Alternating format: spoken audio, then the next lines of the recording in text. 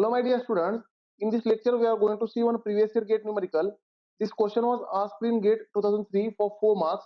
It is a common data question. For question number 1 and question number 2, they have provided common data. And question number 1 is for 2 marks and question number 2 is for 2 marks. So total 4 mark question.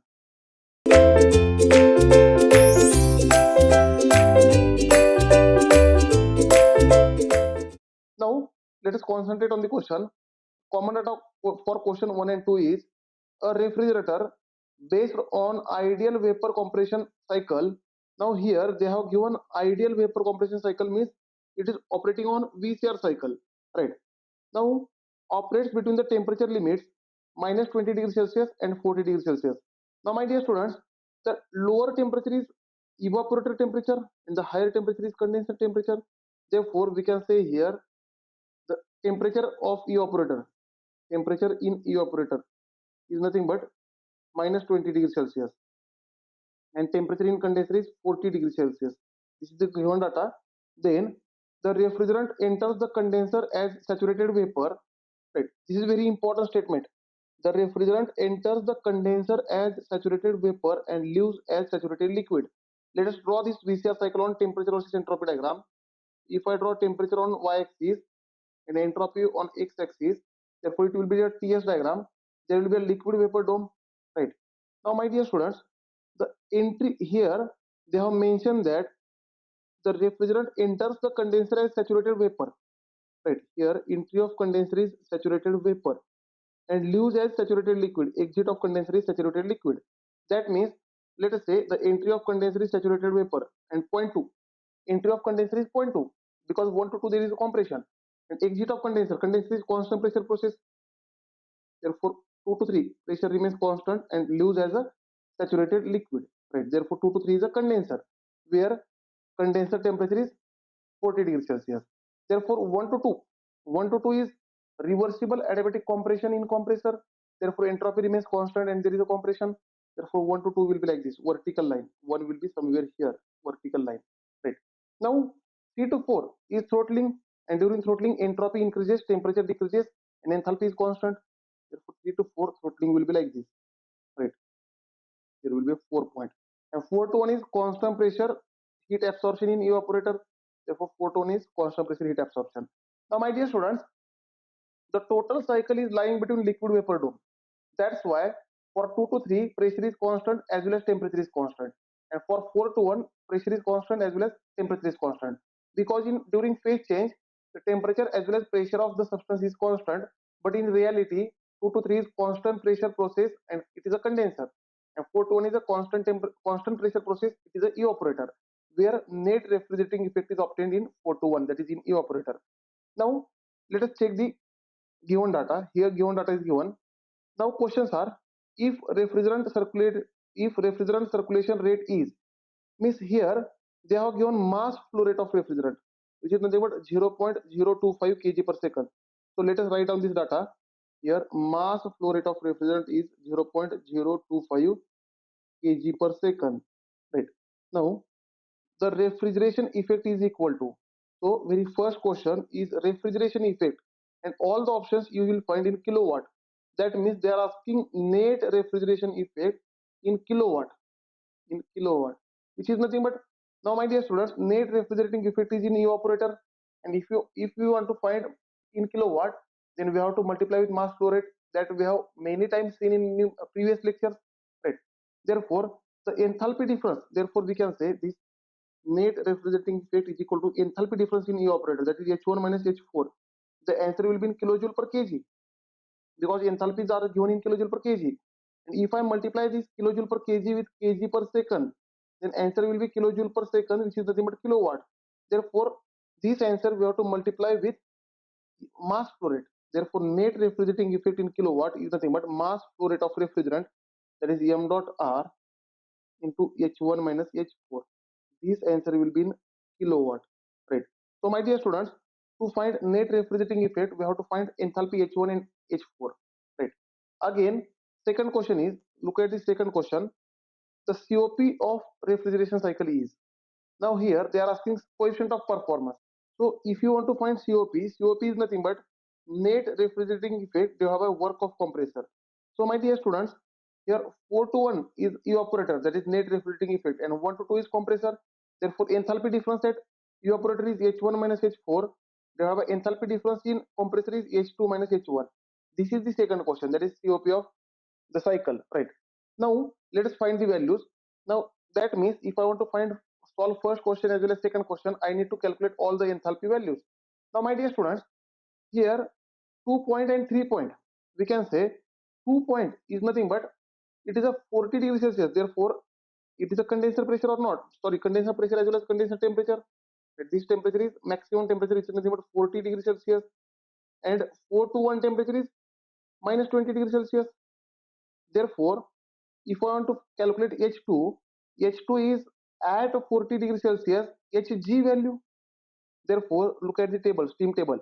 Therefore, at 40 degrees Celsius means at 40 degrees Celsius, we have to check Hg value, which is nothing but 200. Right? This 200 value will be for H2. Therefore, we can say H2 is equal to 200 kilojoule per kg. Here, enthalpy unit is given kilojoule per kg. Right? You can see here unit also. Right? Again, at 40 degrees Celsius, if I check HF value, it will be the HC value.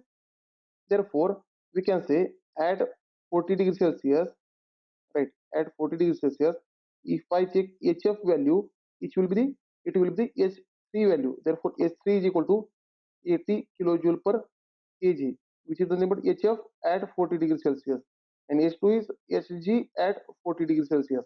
Right. Now, once the H2, H3 are calculated, H4, 3 to 4 is throttling process, that is isenthalpic process. Therefore, we can say S3 is equal to H4, which is nothing but 80 kilojoule per kg, because 3 to 4 is isenthalpic process, constant enthalpy process. Now, the main target is to find H1. So, let us solve for H1. Right. Now, my dear students, the one state is at minus 20 degrees Celsius and it is in liquid vapor state. Hence, if you want to find H1, then we have to use formulas from properties of fluid topic. That is, H1 is equal to HF plus X, Hg minus HF, but all values must be at, we can say, minus 20 degrees Celsius, at minus 20 degrees Celsius. Because, my dear students, one condition is at minus 20 degrees Celsius. So, to find this H1, we need dryness fraction X, right? That is quality at 1. Therefore, to find this quality, we have one more relation, that is, we can say S1 is equal to S2. And my dear students, this one condition is in liquid vapor state. Therefore, for this one condition, which is at minus 20 degrees Celsius, the S1 can be written as SF plus X, Sg minus SF, but all values must be at minus 20 degrees Celsius. That is here condition 1, right, is equal to Es2. Now, my dear students, the two condition is at 40 degrees Celsius and it is a G condition, that is saturated vapor state. Therefore, it will be equal to, we can say Sg, but this condition is at 40 degrees Celsius. So let us check the values. Therefore, from the table, again steam table, SF at minus 20 degrees Celsius. So here, first of all, for one condition, we have to check minus 20 degrees Celsius, right? So at minus 20 degrees Celsius, SF is 0.07. Therefore, consider this SF for the here calculation of S1. Therefore, SF is 0.07 plus X. Now, again at minus 20 degrees Celsius, Sg is here, the provided value is, we can say 0.7366. Therefore, this will be Sg value. So, let us put here. Therefore, X into 0.7366 minus SF is 0.07 is equal to, now Sg at 40 degrees Celsius. At 40 degrees Celsius, we have to check Sg value. Here, from this, you can find Sg value, which is nothing but 0.67. Therefore, it is equal to 0.67.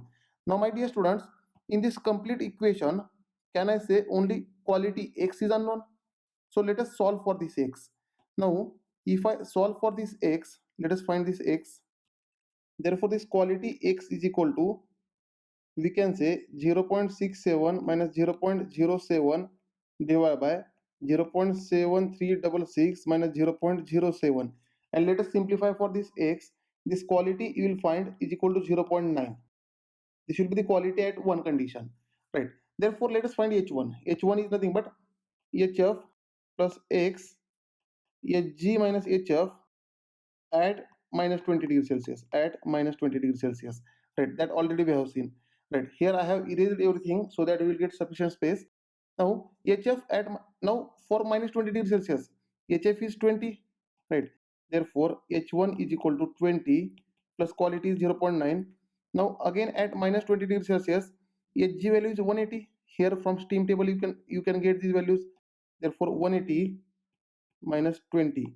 Therefore, from this calculation, you will get H1 is equal to 164 kilojoule per kg. So, my dear students, we got all the enthalpy values. We have H1, H2, H3 as well as H4. Now, let us solve the question.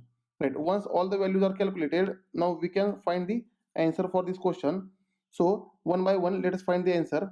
Very first question is what is the net refrigerating effect? Net refrigerating effect in kilowatt, that is nothing but mass flow rate into, we can say, H1 minus H4. So let us put the values. Therefore net refrigerating effect is equal to mass flow rate is 0.025, H1 is 164 and H4 is 80. Already we have seen all the values. Therefore net refrigerating effect is equal to, if I simplify this, then I will get answer of 2.1 kilowatt, right? Therefore again go back to the option and look at the options. You will find that option A is matching. Therefore here for this question option A is correct choice. Now second question is to find COP. So my dear students, for the solution of second question, again we have seen, let us make a sufficient space for the solution here, right? For the second question, now here COP is nothing but net refrigerating effect divided by work of compressor, that already we have seen. COP is nothing but net refrigerating effect divided by work of compressor, which is nothing but net refrigerating effect is nothing but we have seen mass flow rate of refrigerant into H1 minus H4 divided by work of compressor is mass flow rate of refrigerant into H2 minus H1. So mass flow rate will get cancelled. Therefore COP is equal to H1 minus H4 divided by H2 minus H1. So let us put the values. H1 is 164 minus H4 is 80 divided by H2 is 200 minus H1 is 164. Now if I simplify this, then COP I will get equal to 2.33, right? This will be the COP value. Again look at the options. You will find option B is a correct choice. Therefore for second question option B is correct choice. Thank you dear students. In next lecture we will see one more numerical on this topic.